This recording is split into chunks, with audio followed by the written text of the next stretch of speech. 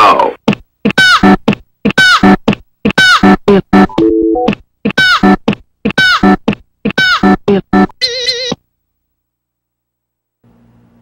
Good morning, everybody, and welcome to the 4:37 a.m. show. I'm your host, Hester Quincy Alexis Rondell Penelope Smith, and today we have two exciting guests.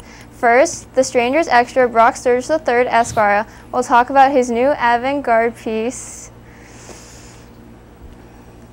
The Mighty Morphin Power Rangers, and his personal life. And then, Back to the Future star Hugh Morningscorn will discuss his role in the film, working with his co-stars, and more. And now for Mr. Brock Sturgis. The third Esquire. Right, the third Esquire. So without further ado, here's our first guest, Brock Sturgis III Esquire.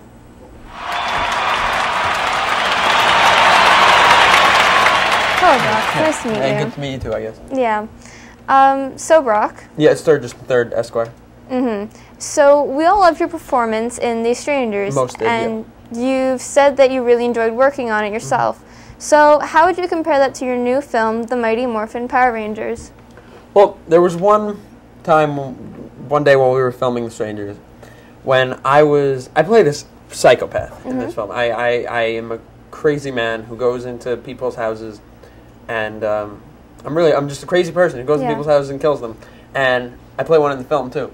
And so what happens is wait, you meant that as in reality? Yeah, I can't talk about it. And so what happened is I was filming, and I was standing outside the house ready to go in with the knife, and the guy hands me the knife and he says, "Just do what you feel is right for this scene." So I said, "Okay, all right." So I grabbed the knife and I had just used it as a microphone to sing Nickelback's Photograph. And it really, everybody thought it was just incredible, as I'm sure you can imagine it would be absolutely beautiful.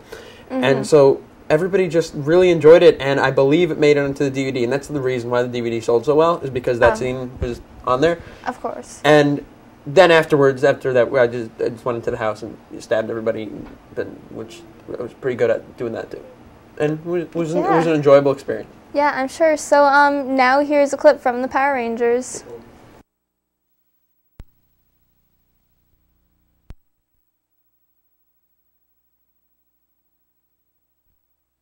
What was the prep like for those intense action scenes? No prep at all. No? No prep at all. I didn't have to, because ever since I was a little child, growing up with all my family and friends, of which there were thousands, and I would just hang around, but all the other children would be playing in the playground, climbing around on the monkey bars, going up on the slides and the swings and all the fun stuff that I didn't really do. And they would be playing video games in the Nintendo. Yeah. And I thought that was way too mainstream for me. So what I decided to do was just build my body into the killing machine? I wouldn't say killing machine. I would say perfect Adonis of a figure that you see before you. Yes. Absolutely wonderful and desired. And I decided that was what I would pledge my life to doing up until I became a movie star, which wasn't too long afterwards. And so I didn't really have to prep too much for the Power Rangers action sequences, because I had been prepping my entire life. Yeah, well, with the clearly amazing toned body that you have and your handsome features, I'm sure you must have something of an exciting love life. Would you tell me about just all the women that must be flocking to your doors? I mean, I'd say I've had flocking to my door. I mean, it's gotten pretty bad. Oh, yeah? I really can't leave my house anymore. Oh. But what happens is, I'll open my door and I'll close it, within a couple seconds, and I'll look over and there will suddenly be hundreds of women standing in my living room. Is that safe for them?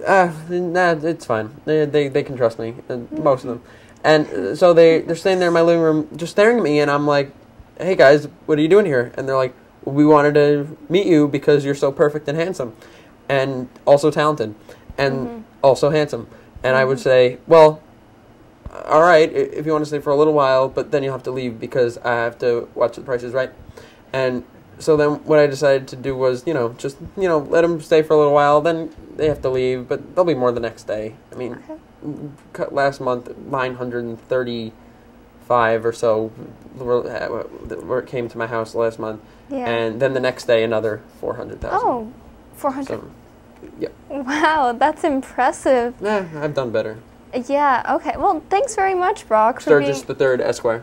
Yeah, okay. And so now here's a quick commercial break from our sponsors. Stay tuned and don't go anywhere. We'll be right back. Sent $200 to a Nigerian scammer and actually received his $2.7 million inheritance. He once punched a man in the soul. Both sides of his pillow are cool. He has proof that the Bermuda Triangle is actually a parallelogram. Atlas would drop the world for a chance to shake his hand. His blood smells like cologne. The pheromones he secretes affect people miles away, in a slight but measurable way. He is the most interesting man in the world. I don't always use deodorant, but when I do, I use Old Spice Matterhorn. Stay fresh, my friends. Welcome back to the 4:37 a.m. show. Next we have an artist unparalleled in his field, being a freak on camera, Hugh Morningscorn. Hi Hugh, it's nice to meet you.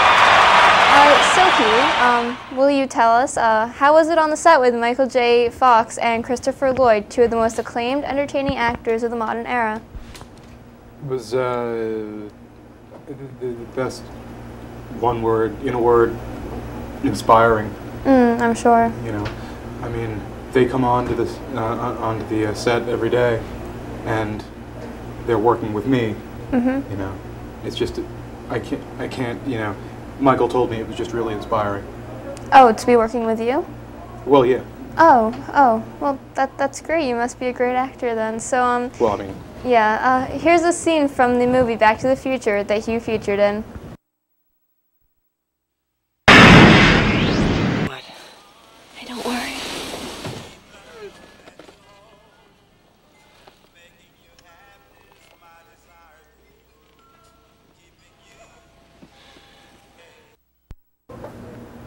So Hugh, I hear you have a very interesting background. Would you care to share any of that? No. Oh, okay. Are you a bit shy? I mean, we're all friends here. Not really shy, but yeah, I just don't want to talk about it. Well, just something, you know, for our viewers who are your fans. Well, I've been asked in like blogs and the like why I'm kind of weird, and I don't know what they mean. But yeah, I don't see that either, you know. But I try my best to answer them, so I will now. Basically, when I was young, my family moved around a lot, and we didn't really. I never really was in a place long enough to make friends, or at least long-term friends. And by my 20s, I was kind of tired about trying to meet new people and socialize much. So, probably from once I graduated college, so around the time I was 22 or 23 until I hit 30, really, I just kind of stayed in my apartment and didn't do anything. Oh, okay. Well, it wasn't like I was just kind of being lazy and like on the computer and watching films and whatever. I just didn't do anything. I see. Yeah. That's very interesting. It was interesting because I wasn't doing anything. Yeah. So it's kind of like you could do all these other things that would be fun or whatever. Okay. But it's not really as interesting because I wasn't doing anything. Okay. Well, Hugh, will you tell us what your opinion on the state of the film industry and media and all art for that matter is? It's crap. Oh, okay. It's just, you have to understand, like, may I? Yeah, sure. Thank you. There's a lot of ideas kind of floating around. And out of all those ideas, there are some really good ones. Yeah. A lot of them come from me, but not all of them. Not all of them come from me. To be fair, there are some other really good ideas that other people have. It's just that there's a point where you have to take the idea and execute it, and you know, there's only so many me's. You know, to execute those ideas properly, because most ideas in this world, when they're not executed by me, are kind of Yeah. Fallen. I see. Well, yeah, because there's only so many films I can do. Yeah, I know. You're such an amazing actor. Well, Hugh, unfortunately, we're out of time, so I want to thank you for being here today and our guests. It's been fun. And that does it for the 4:37 a.m. show. I'm Hester Quincy Alexis from Del Penelope Smith, and good morning.